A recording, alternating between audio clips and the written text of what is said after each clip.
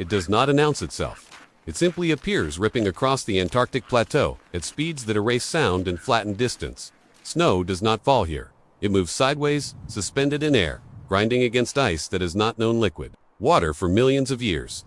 The temperature sinks beyond human measurement of comfort, far past frostbite, into a range where exposed skin fails in minutes and metal becomes brittle.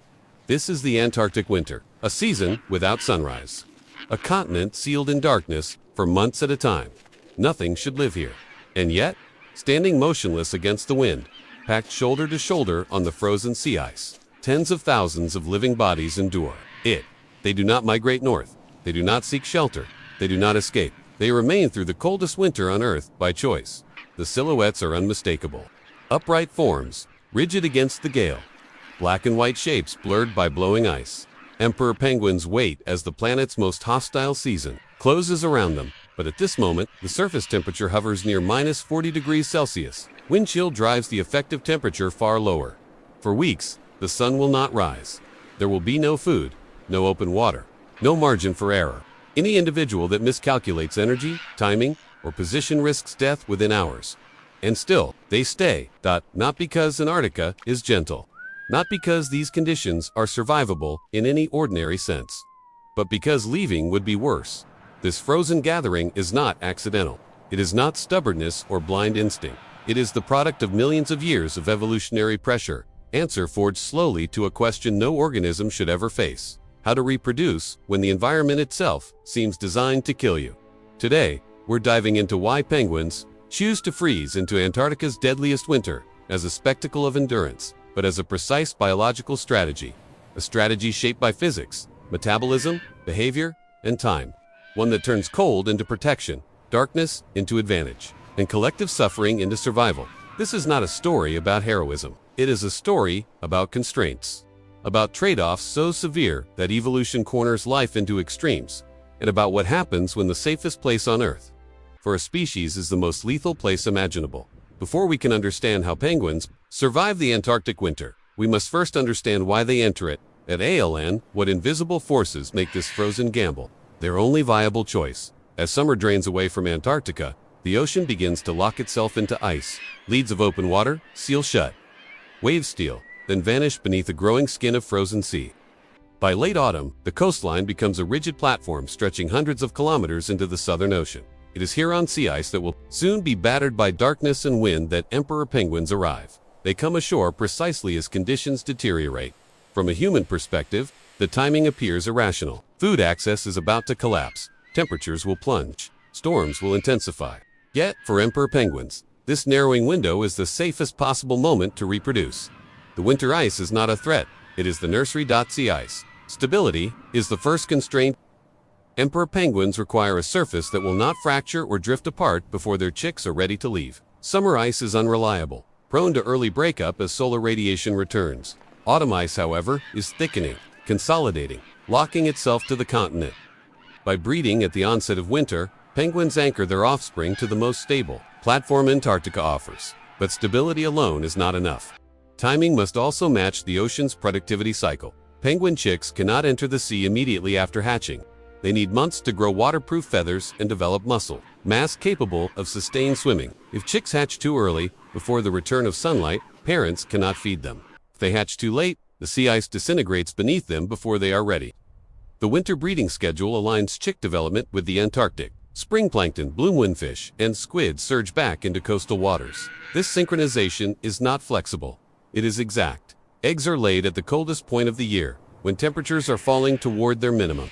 Incubation lasts through the heart of winter, with males fasting for more than 2 months while balancing eggs on their feet. Chicks emerge just as daylight creeps back onto the horizon. By early summer, when the ice begins to fracture, chicks are ready to swim. Any shift in timing, by weeks, even days, can mean catastrophic failure. This precision explains why emperor penguins cannot simply breed earlier or migrate elsewhere. Lower latitudes offer warmer temperatures, but they lack reliable winter sea ice. Floating ice is unstable. Rocky shores expose eggs to flooding and predators. In Antarctica's interior, predators are scarce, but food is unreachable. Only the coastal winter ice satisfies all conditions simultaneously. Other penguin species avoid this gamble. Adelie chinstrap and Gentoo penguins breed during summer, retreating from the interior as winter advances. Emperor penguins stand alone in choosing the season of maximum cold. Not because it is survivable in isolation, but because it minimizes every other risk. This choice reflects an evolutionary narrowing of options. Over thousands of generations, individuals that bred later lost their chicks to collapsing ice. Those that bred earlier starved. Only those aligned with the winter freeze succeeded. The result is a species locked into one of the most extreme reproductive schedules on Earth. The cold, in this context, is not an enemy. It is a framework, a rigid, predictable structure upon which survival depends. But winter offers more than stable ice. It also removes something equally dangerous: light. The polar night erases visual contrast. It collapses distance and silences much of the ecological activity that defines the Antarctic summer. For months, the sun will not rise. The sky remains a deep, perpetual twilight at best, a black void at worst. In this darkness, the rules of survival change. For emperor penguins, this absence of light is not a liability. It is a shield. Most Antarctic predators depend on sight. Skuas patrol breeding grounds in summer, scanning for exposed eggs and unguarded chicks. Giant petrels circle coastlines, exploiting moments of distraction. In the water, leopard seals hunt visually from below, ambushing penguins silhouetted against bright ice or open sky. These predators thrive when light is abundant and penguin colonies are exposed. Winter removes that advantage. By breeding during polar night, emperor penguins step outside the peak activity window of nearly every predator they face. Skuas and Petros's retreat or drastically reduce their activity when darkness and cold make flight inefficient. Leopard seals follow the shifting ice edge northward, tracking open water and prey-rich zones. The interior sea ice where emperor penguins breed becomes a biological desert. Predation pressure drops, not to zero, but close enough to matter in evolutionary terms. This reduction is enormous. Losing an egg to cold is random. Losing it to a predator is not. Predation introduces selective pressure that favors behaviors, locations, and timing that minimize exposure. Winter breeding accomplishes this with brutal efficiency. Darkness also reduces competition. Antarctica's productivity is seasonal. During summer, sunlight fuels phytoplankton blooms that ripple upward through the food web, drawing fish, squid, seals, whales, and birds into coastal waters. The ecosystem becomes crowded, dynamic, and competitive. Winter collapses that abundance. Photosynthesis halts. Biomass drops. Most species disperse or leave entirely. By remaining, emperor penguins occupy an ecological vacuum. This isolation carries costs chief among them. Starvation, but it also grants control. There are no competing seabirds at breeding sites. No aggressive neighbors fighting for space. No sudden influxes of scavengers drawn by noise and movement. The colony exists in near-total biological isolation, shaped only by weather and internal dynamics. Darkness further alters behavior within the colony itself. Without a solar day-night cycle, penguins rely on internal rhythms and environmental cues rather than light. Movement slows. Energy expenditure becomes conservative. There is no visual stimulus driving panic or unnecessary motion. Stillness dominates not as a choice, but as a necessity. The polar night also obscures individuals from distant observation. In summer, colonies are visible from kilometers away, dark clusters against white ice. In winter, blowing snow and low light erase those outlines. Even aerial predators struggle to locate targets. The colony becomes harder to find, harder to exploit. This does not make winter safe.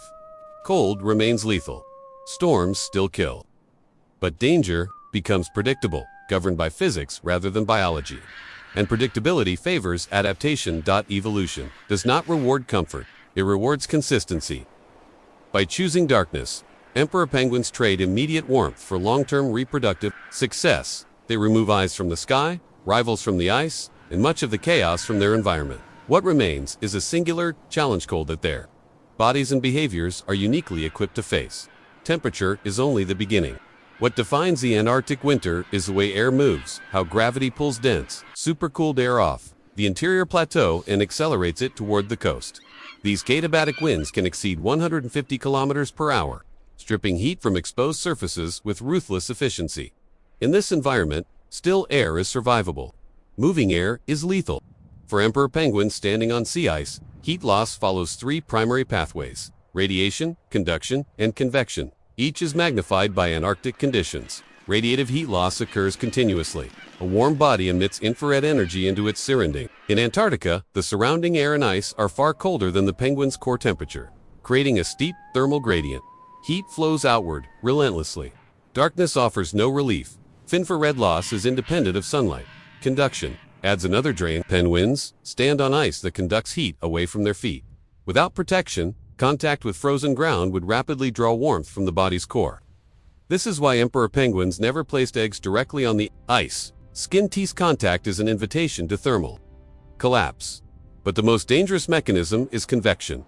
Wind replaces the thin layer of warmed air that clings to the body's surface, exposing skin and feathers to fresh, colder air again and again.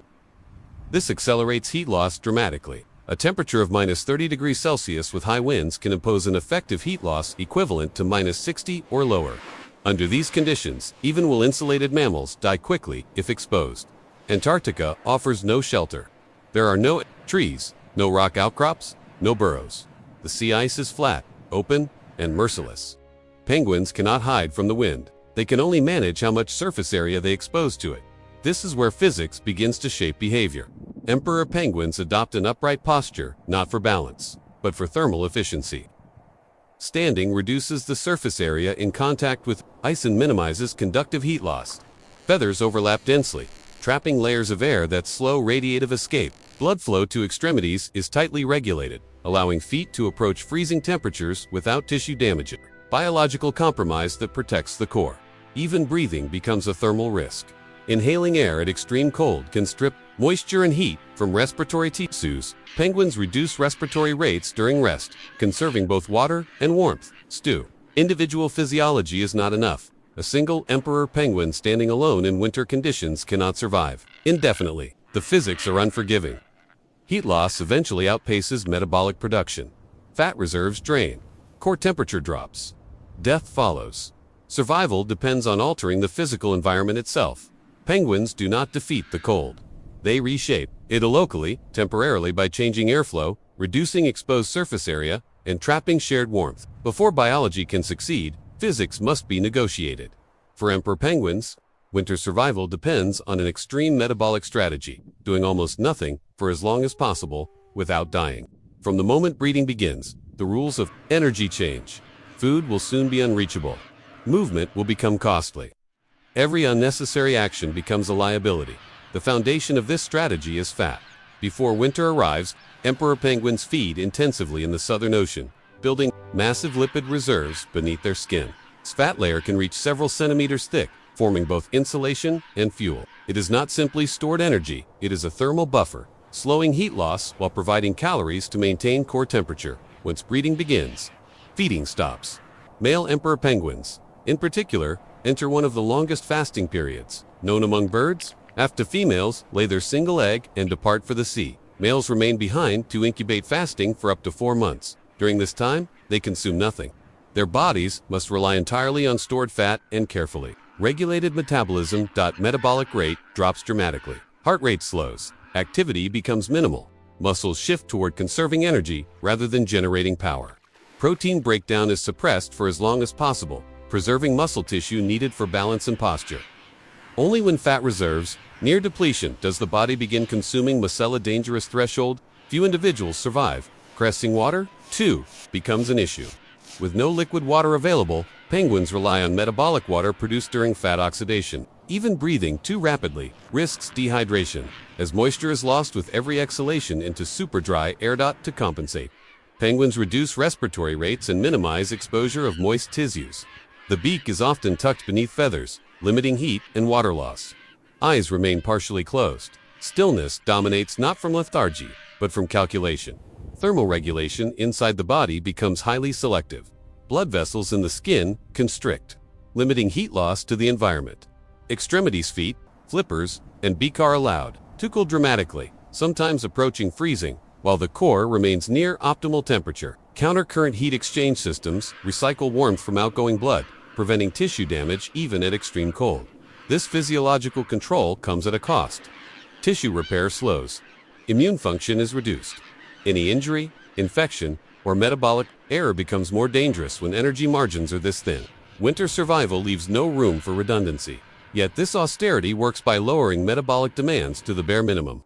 Emperor penguins stretch finite energy reserves across months of darkness and cold. They do not outlast winter by overpowering it, but by becoming nearly inert within it or live. Alert, but economized to the edge of biological tolerance. Still, even this is not enough. No amount of fat or metabolic control can fully counteract Antarctic wind and temperature alone. Individual endurance has limits set by physics. It breathes, shifts, compresses, loosens, not randomly, but according to a set of physical rules that emerge only when thousands of bodies share the same space. This is not cooperation in the human sense. There is no leader, no coordination, no conscious agreement. What unfolds on the ice is thermodynamics expressed through behavior. When emperor penguins crowd together, they reduce their exposed surface area dramatically. The interior of the huddle becomes a sheltered microclimate, insulated from wind and buffered against temperature extremes. Measurements taken inside dense huddles reveal temperatures that can approach 0 degrees Celsius 7 when the surrounding air falls below -40. That difference is the boundary between survival and death. At the core of the huddle, penguins are packed so tightly that movement becomes nearly impossible. Individuals lean against one another, transferring heat directly through feathers and skin. Air trapped between bodies warms and stagnates, reducing convective heat loss.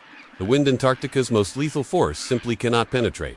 But no penguin can remain in the center indefinitely. Edges are colder. Wind scours exposed feathers. Heat drains faster. If individuals stayed fixed in position, those on the outside would perish, while those inside thrived. Instead, the huddle slowly rotates. The movement is subtle. A penguin at the edge takes a half step inward. Another yields space. Over hours, sometimes days, individuals cycle from the periphery to the core and back again. No one directs this motion. It arises automatically from thermal gradients and pressure. Cold individuals push inward. Warm individuals drift outward. The huddle self-organizes. This behavior is not optional. Penguins that fail to join huddles or that are excluded due to injury, weakness, or timing rarely survive the winter. Studies tracking body mass loss show that individuals spending more time at the huddle's edge burn energy faster and approach starvation sooner. Even posture inside the huddle matters. Penguins stand tall, minimizing contact with the ice eggs. Rest on the feet, insulated by a brood pouch and shielded by neighboring bodies. Flippers remain close to the torso, reducing exposed surface area. Heads tucked down, beaks hidden, eyes barely open. The huddle also reduces energy expenditure in unexpected ways. By buffering wind, it allows penguins to maintain core temperature with lower metabolic output. This slows fat consumption, extending fasting endurance by weeks. In a season where starvation is a primary cause of mortality, those weeks can determine reproductive success. There are risks. Crowding increases the chance of egg loss if balance falters.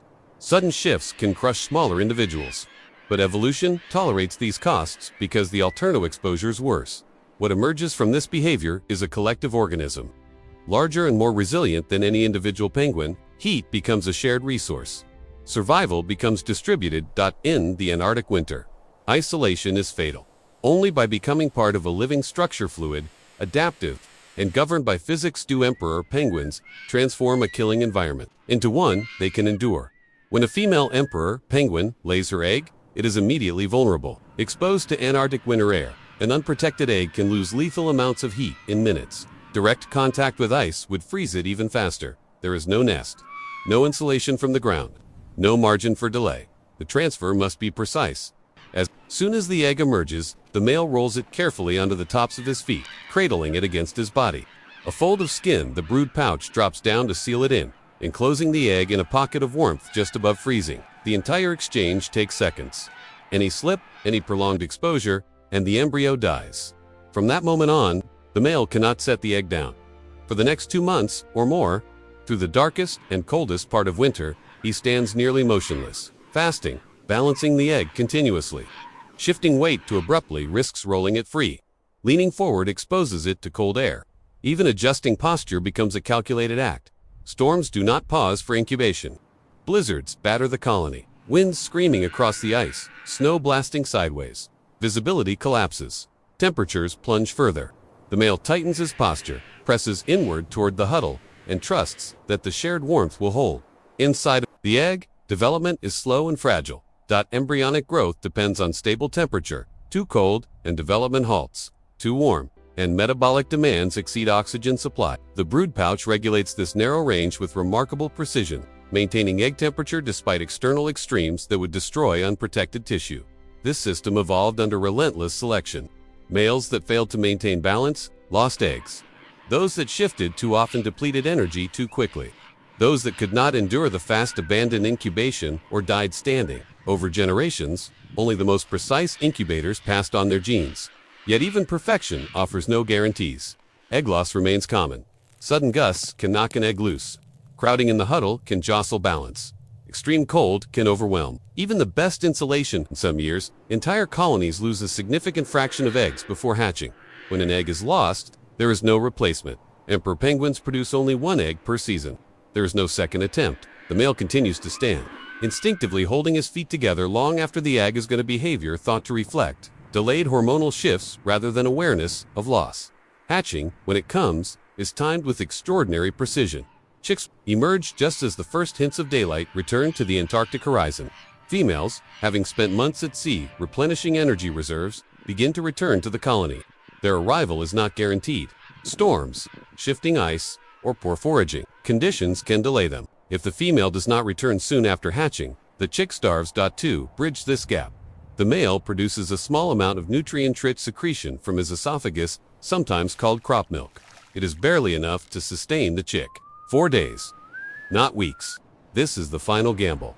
If timing aligns, the female arrives, feeds the chick, and takes over care. The male, emaciated and depleted, finally leaves for the sea, having fasted for more than 4 months. If timing fails, the chick dies. Winter reproduction leaves no buffer, no redundancy, no forgiveness. Every step from egg transfer to hatching. 2. Parental reunion must align within an unforgiving environment. And yet, enough do succeed. Not because the system is safe, but because it is the only system that works. What remains, when it fails, is written into the species itself, through loss, through selection, and through the slow reshaping of survival strategies over time. For every chick that survives to summer, others vanish quietly into the Antarctic winter. Too cold, starvation, storms, or timing that slipped just enough to become fatal. There are no mass die-offs in the dramatic sense, no single catastrophic event. Loss arrives incrementally, invisibly, one body at a time. Evolution counts those losses. Eggs are the first filter. Even under ideal conditions, a portion never hatch. Temperature fluctuations inside the huddle, brief exposure during storms, or simple imbalance can end development. These losses rarely leave traces. An egg slips, freezes, and disappears beneath drifting snow. Chicks face even steeper odds. After hatching, survival depends on synchronization between male endurance, female return, and environmental stability. A female, delayed by shifting ice or poor foraging conditions, may arrive days too late. The chick, sustained briefly by the male's limited secretion, starves. The male, already near metabolic collapse, may abandon the colony or die before reaching the sea. Adults are not exempt. Extended fasting pushes males to physiological limits. Individuals that enter winter with insufficient fat reserves soften younger or less as experienced birds are more likely to die before relief arrives. Storms can force prolonged exposure at the edges of huddles, accelerating energy loss. In extreme years, mortality among adults increases measurably. Sea ice itself introduces another layer of risk. The same stability that makes winter breeding possible can turn treacherous if conditions change unexpectedly. Early ice breakup strands chicks before they are ready to swim. Late formation delays breeding altogether. In recent decades, variability in sea ice timing has increased, amplifying these risks without offering compensatory benefits. None of this is accidental. Natural selection operates not by preserving individuals, but by refining strategies across generations.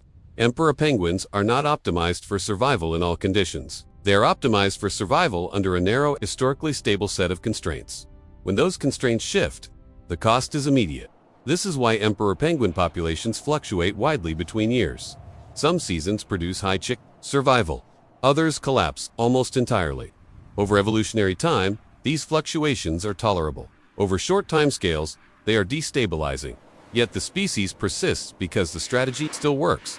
Those individuals whose physiology allows deeper fasting, whose behavior places them longer in the huddle core, whose timing aligns more precisely with environmental cycles, these traits propagate. Loss sharpens the system. Failure trims variation. There is no adaptation without death. What makes emperor penguins remarkable is not that they avoid failure, but that their reproductive strategy accepts it as inevitable. They operate at the edge of what biology allows, where success is narrow and costly, but alternatives are worse. Evolution has not given them flexibility. It has given them precision, and that precision now faces conditions it did not evolve to anticipate. Understanding what remains unknown, where the limits truly lie, requires looking beyond survival itself toward the boundaries of life under extreme constraint. The ice stretches unbroken to the horizon. The wind does not ease. The darkness remains complete. And yet, embedded within this frozen stillness, a biological system continues to function, barely, precisely, and without margin. Emperor penguins exist at a boundary, not between land and sea, but between what biology can tolerate and what physics demands. Their survival is not a triumph over nature. It is a negotiation with it, one that has been refined to exact limits over evolutionary time. What makes this strategy extraordinary is how little flexibility it contains. There is no alternate season, no backup breeding site, no shift in behavior that can easily compensate if conditions change. Emperor penguins do not adapt quickly. They cannot afford to. Their success depends on environmental predictability, on ice that forms when it always has, on seasons that arrive in the same sequence, on food webs that recover on schedule. For most of their evolutionary history, Antarctica provided that consistency. The winter was brutal but reliable. The ice returned. The darkness came and went. Within those fixed constraints, selection sculpted a strategy that works not every year, not for every individual, but often enough to persist. What remains uncertain is how close this system already operates to its absolute limit. Physiologically, emperor penguins cannot fast much longer. Their fat reserves, metabolic suppression, and protein conservation already push against thresholds where organ failure begins. Behaviorally, huddling efficiency cannot increase indefinitely without increasing injury or egg loss. Reproductively, there is no room to shorten incubation or accelerate chick development without cascading consequences. There is no obvious buffer left to exploit. This makes emperor penguins valuable not just as a species, but as a biological signal. They reveal how life functions when every parameter is constrained, when survival depends on timing measured in days, temperatures measured in degrees, and behaviors measured in centimeters of space. They show that extreme adaptations do not produce resilience in the way we often imagine. They produce specialization, and specialization, while powerful, is fragile. Even so, uncertainty cuts both ways. There are limits we do not yet fully understand. How much behavioral flexibility exists within carnines? How much physiological variation remains unmeasured? How many individuals succeed under conditions we assume are lethal? Antarctica still withholds answers. And emperor penguins continue to survive in ways that challenge our assumptions about endurance. Standing on the ice, as winter loosens its grip and the first light returns, the colony does not celebrate survival. It does not mark success. It simply continues. Chicks call into the wind. Adults shift, thin, and leave for the sea. The system resets. Indifferent to outcome, what emperor penguins offer is not a lesson in heroism or persistence, but a clearer view of biology at its edge, where life does not conquer its environment, but fits itself, precisely and precariously, into the narrow space where existence remains possible.